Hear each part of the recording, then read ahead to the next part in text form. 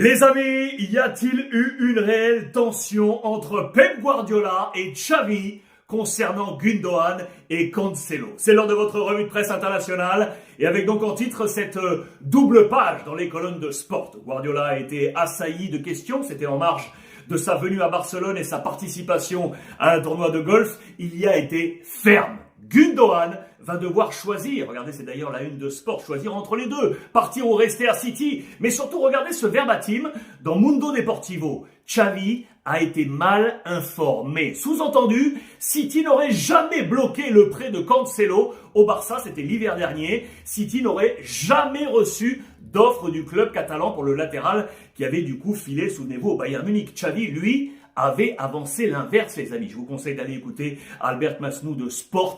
Je l'ai appelé ce matin et il nous dit tout sur cette relation entre Pep et Xavi. C'est disponible sur les réseaux sociaux. Gundogan, qui en attendant a fait un petit clin d'œil au Barça. Un guiño. Barcelone est très joli. Mais attention, la décision no está tomada. La décision n'est pas prise. Gundogan, qui devrait être titulaire ce soir d'ailleurs avec l'Allemagne. Regardez dans les colonnes de Bild le 11 probable de Hansi Flick face à la Colombie. Gundogan qui parlera très certainement de Barcelone avec son copain, le gardien de la sélection, Monsieur Ter Stegen. Revenons sur ce 11 d'ailleurs probable de l'Allemagne.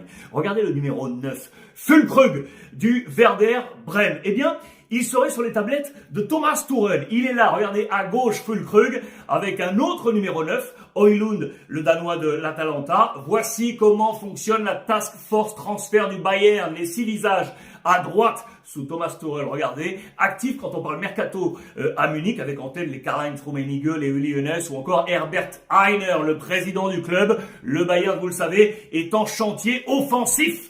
Barça encore, avec Sergi Darder, l'ancien lyonnais aujourd'hui à l'Espagnol, qui aurait été contacté directement par Xavi et son agent, lui, par Mateu Alemany pour ce fameux poste, vous savez, de pourvoyeur de ballon pour Lewandowski dont je vous parlais. C'est un poste que cherche Xavi. Il y a quelques jours, je vous avais avancé la piste Lo Celso. Darder intéressant car comme l'Espagnol est descendu en deuxième division, eh bien le prix, lui aussi, est descendu. Tout ça dépendra bien évidemment de la réponse de Gundogan. Petite bombe au Real Madrid, car on a appris hier soir que la fédération brésilienne allait dans quelques jours officialiser l'accord avec Carlo Ancelotti, les amis. Oui, pour 2024. 23-24 sera donc la dernière saison pour l'Italien à Madrid. Là aussi, allez voir sur les réseaux. Pablo Polo nous a tout raconté ce matin en direct de Madrid, en marge de la présentation officielle de cet homme. Rossellou, nouvel attaquant pour le Real, prêté, vous le savez, par l'Espagnol Barcelone. À noter à Madrid, l'incendie courtois. Attention, et cette photo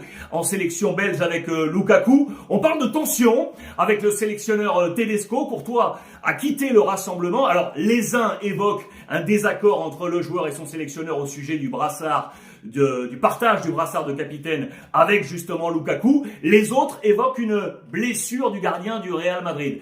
Je vous conseille d'aller voir Sacha Tavolieri sur Twitter, il vous informe, allez jeter un regard. Cristiano Ronaldo, lui, passe en mode 200, les amis. C'est à la une de toute la presse portugaise. Regardez, CR7, CR200, qui devrait être titulaire ce soir face à l'Islande, joueur le plus capé de tous les temps et meilleur buteur en sélection, avec 122 buts devant Haliday et Messi. Rush the cash. Rashford va prolonger avec United. Il devrait passer ainsi de 250 à 375 000 livres par semaine. On se souvient que son frère, Dwayne Maynard, qui est également son agent, avait rencontré le Paris Saint-Germain. C'était l'été dernier.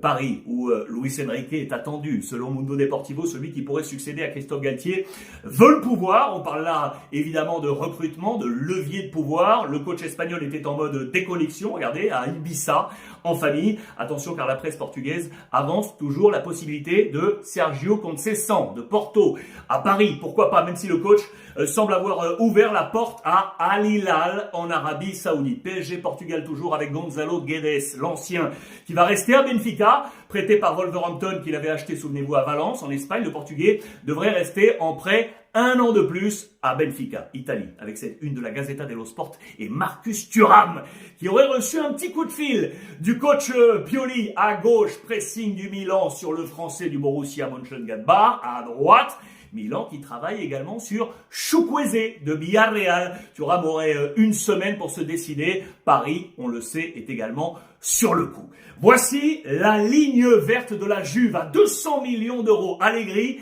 a su bonifier la génération Max avec Faioli, Ealing Junior, Soulé, Barrenechea, un capital de 200 millions d'euros à la maison. Voici le top 5 des jeunes lancés d'ailleurs par Allegri aux valeurs marchandes les plus fortes. La plus-value des jeunes, c'est également le constat porté sur le travail de José Mourinho à la Roma. Le bonus des Bambini avec du coup une cote d'amour qui grimpe auprès des tifosi, qui s'abonnent. Regardez de plus en plus, regardez ce boom sur les dernières années. La barre des 40 000 abonnés devrait être atteinte pour rappeler les grandes années 2000 du côté de la Roma. J'ai confiance en Aurelio. C'est à la une du Corriere dello Sport ce matin. Présentation hier de Rudy Garcia à Naples aux côtés du président Aurelio De Laurentiis, le coach français qui a annoncé ne pas vouloir de révolution. Naples va rester dans les pas de Spalletti, son prédécesseur. Bonne nouvelle ça pour Osimhen, Gvara ou encore Raspadori qui devraient rester. Des nouvelles de Maxime Lopez, l'ancien Marseillais de Sassuolo, est sur les tablettes de la Fiorentina, les amis, pour pallier le départ d'Amrabat, l'international marocain qui est visé, vous le savez, par Liverpool, Newcastle et pas mal de clubs du côté de l'Espagne. Et puis on termine avec le visage anglais du jour, Bukayo Saka. Triplé pour le joueur d'Arsenal sous le maillot national pour une victoire 7-0 de l'Angleterre face à la Macédoine. Le premier triplé pour l'Anglais pour devenir, regardez, le 17e joueur auteur d'un hat-trick sous le maillot anglais depuis la Coupe du Monde 66. Podium avec Jimmy Greaves, Harry Kane et Monsieur Gary Lineker.